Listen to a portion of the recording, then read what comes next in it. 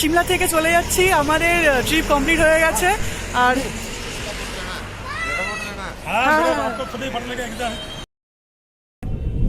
হে hello everyone, সঙ্গে আছি here to the new blog of AC incident. আজকে আমাদের ফেরার পালা। আজকে আমরা চলে এসেছি এখন সিমলা রেলওয়ে স্টেশনে। এখান থেকে টয় ট্রেন ছাড়ে, টয় ট্রেন এখান থেকে ছাড়ে। আর আমরা এখান থেকে যাব কালকাতে টয় ট্রেনে করে। আর এখন বাজে 12:30। এখানে পেছনটা ঘড়ি আছে 12:30। 12টায় আমাদের চেক আউট হয়ে গেছে, তাই জন্য আমরা চলে এসেছি। আর 2:15 আমাদের টয় ট্রেন আছে। এখান থেকে আমরা যাব কালকা রেলওয়ে স্টেশনে। সেখান থেকে আমাদের কালকা মেল আছে, সেখান থেকে আমরা যাব হাওড়া স্টেশনে। তো এটা একটা বেশ টায়ারিং জার্নি হতে চলেছে। কিছু করার নেই, বাড়িতে ফিরতেই হবে। বাট মনটা ভীষণ ভালো লাগছে বাড়ি ফিরবো বলে। অনেকদিন পরে, অনেকদিনই বাড়ির বাইরে রয়েছি। আর এরকম একটা ভিউ রয়েছে চারিদিকে।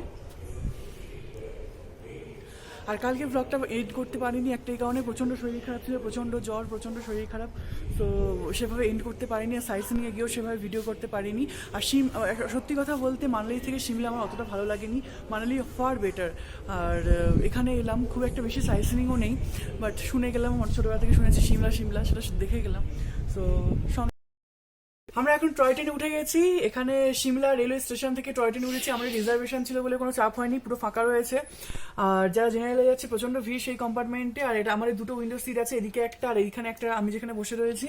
আর এখান থেকে ভিউটা দেখা যাচ্ছে, কাঁচের জানালা রয়েছে, সো এখান থেকে ভালোই ভিউ দেখা যাবে। কিন্তু টয় ট্রেন মানে ওই ট্রাম কেস, খুব আস্তে আস্তে আস্তে আস্তে যাবে।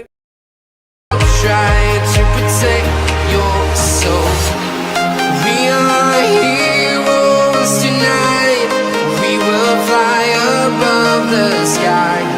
We are heroes tonight. Yeah, we are heroes tonight. We will fly above the sky. We are heroes tonight.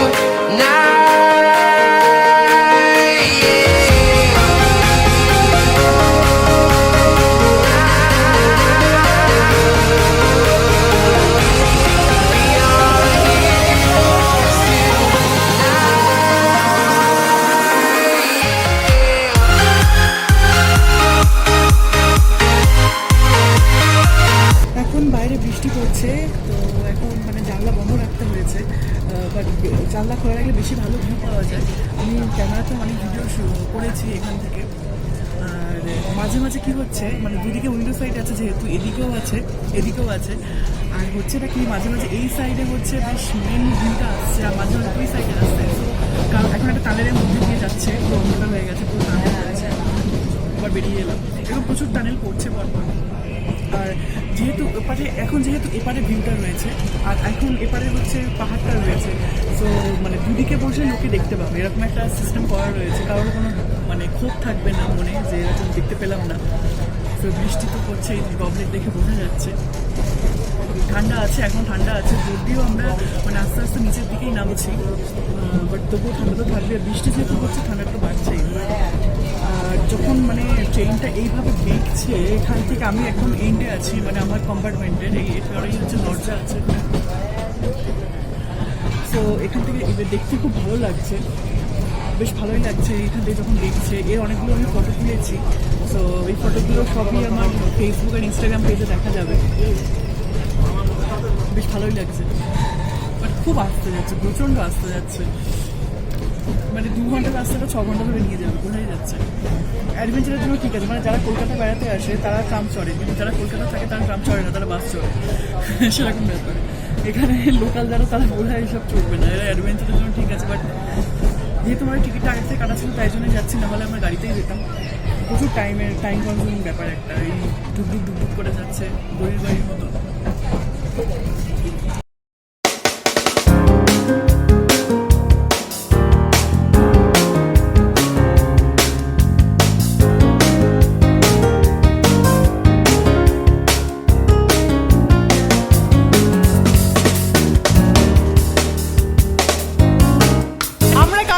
স্টেশনে চলে এসেছি।